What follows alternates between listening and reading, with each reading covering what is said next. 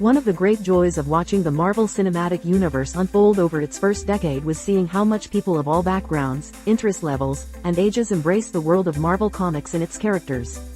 This ambitious shared universe shows no sign of slowing down anytime soon, and the MCU remains a place where parents and kids can come together and have a good time at the movies. Because adults and children see the world differently, though, that can also bring with it a few disagreements. An adult and a child can see the same Marvel film, and both can come away feeling passionately about it, but for very different reasons. There are some things an adult will get wrapped up in that simply puzzle or irritate them, while a kid will not only accept the same thing, but embrace it. As a result, young film fans all over the world are walking around with a completely different way of appreciating the MCU. In celebration of that, here are a few things that kids love and understand about the MCU that a lot of adults just don't get. Somewhere along the way, as we watched the various superhero shared universes of the moment take shape, a certain distinction emerged among some fans to separate the MCU from the competition. Marvel is the one with the jokes. That's not to say the DC Extended Universe or the Fox X-Men universe doesn't have jokes, especially since the emergence of Deadpool, but that there's a much higher joke per minute rate in MCU films. For many adult fans, particularly since the rise of franchises like Guardians of the Galaxy and Ant-Man, it's a distraction, and it's highlighted by Marvel's attempts at more serious fare, like the conspiracy thriller darkness of Captain America, The Winter Soldier. The trouble with this complaint, which kids see right through, is that these films all take place in a clearly heightened reality. Sure, to us it looks amazing and nearly impossible when Captain America runs through a gauntlet of bad guys and takes them all out with his shield, or when Iron Man weaves through the skies dodging explosions, but to the characters, it's all in a day's work. With that in mind, of course they're going to crack jokes, and of course they're going to sometimes comment on how strange the world they live in really is. That gives us great moments, and kids tend to not overthink that. Like a great many blockbuster franchises over the years, the films of Marvel Studios have been known to follow a certain formula, particularly where origin stories are concerned. Even if it's not an origin story, though, certain key elements almost always seem to be there. Introduce the hero or heroes and what they want, introduce the villain or villains and what they want, and build to a massive battle at the end where the heroes either win or enough people survive to set up the sequel.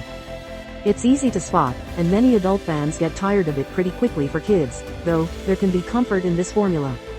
There's a reason superhero stories following the same trajectory have been around for nearly a century now, and why adventure stories predating those superhero adventures also have certain tried and true structural characteristics. The familiarity helps young fans follow the story while also allowing them to get really caught up in the character beats and action set pieces.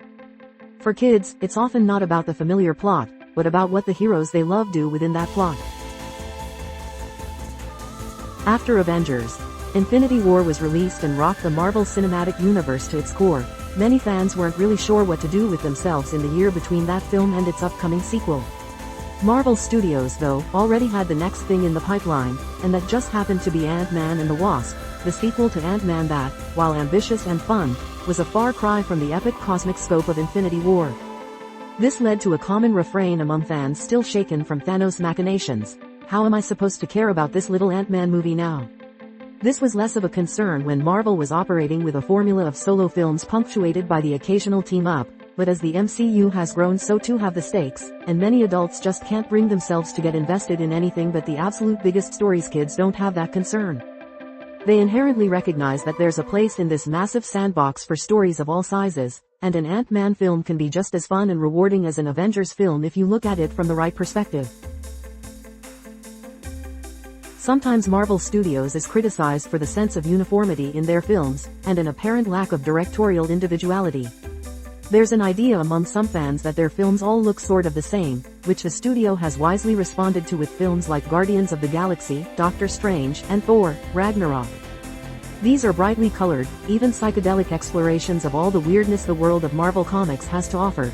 But just as some fans criticize the dull uniformity of other Marvel films, other fans think they're perhaps a little too weird and colorful. When you're a kid, and you're having a good time with a movie, nothing could possibly matter less to you than the sense of realism evoked by a muted color scheme. You want to be taken on a journey, and if that journey means the gold and blues and reds of the Grandmaster's palace in Ragnarok, then that's where you want to go. These young fans understand, or at least celebrate, the importance of contrast, and the brightness in Marvel films is there so that when the darkness comes, we really feel it.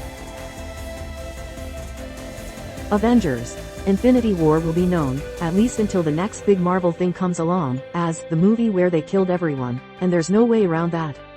It's become a mainstay pop culture joke that Thanos will snap and various people will dissolve into dust.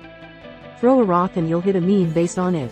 It's a defining element of that film, and yet the moment fans had seen it, the complaints began to roll in. You know the ones, they're just going to undo these anyway, so it doesn't even count.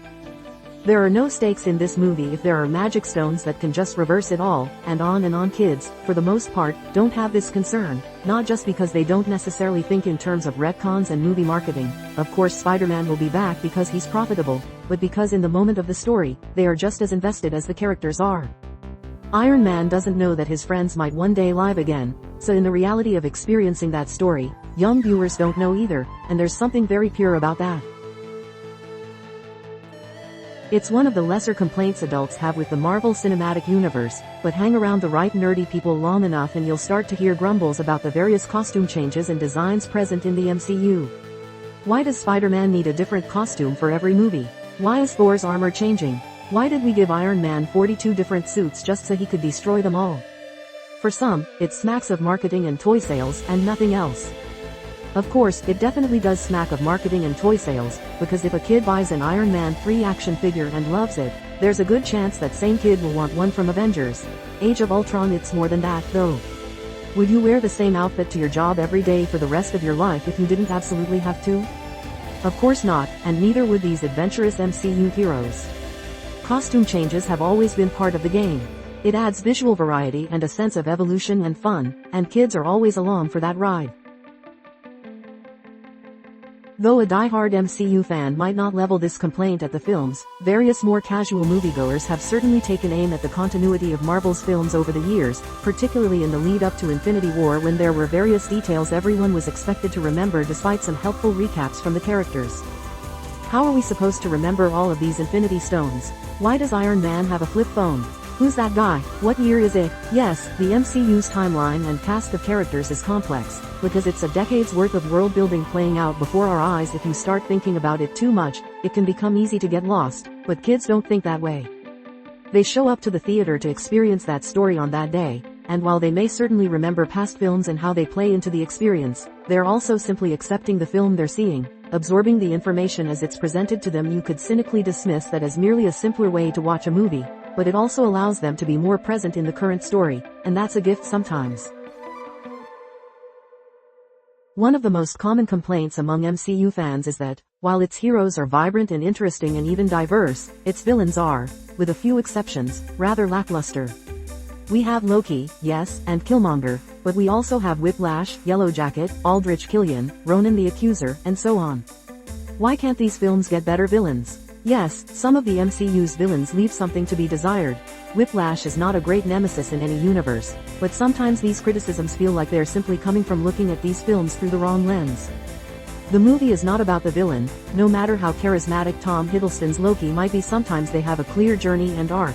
Killmonger is a great example, as is Thanos, but sometimes they're there merely as an obstacle for the heroes. We don't see an intimate personal history of Ronan and his desires, because we don't need to. He's there to present a threat to rally the Guardians of the Galaxy, and it's that coming together that makes up the meat of the movie. Kids get that they're supposed to look at the journey of the heroes in those instances, and they're not so distracted by a desire for a more complex adversary. When it was announced that the third Captain America film would be based on the Civil War arc from Marvel Comics, many fans had certain expectations that they brought with them into the theater. When those weren't met, those same fans were disappointed, just as they were when Scarlet Witch and Quicksilver were introduced to the MCU without the rich backstory they may have gotten had they been mutants, as they were in the comics. It's hard to detach from stories you've loved for years, and that means lifelong comic book readers sometimes leave MCU movies feeling like they've been cheated out of the correct adaptation. Kids don't feel this so acutely, not just because they often haven't read the comics in question yet, but because they understand that the movie is supposed to present a new story for them. Yes, some kids do still get wrapped up in the source material, just ask any parent of a Harry Potter fan, but more know that now they get to experience two versions of one story, each with its own advantages and disadvantages. That's exciting and rewarding.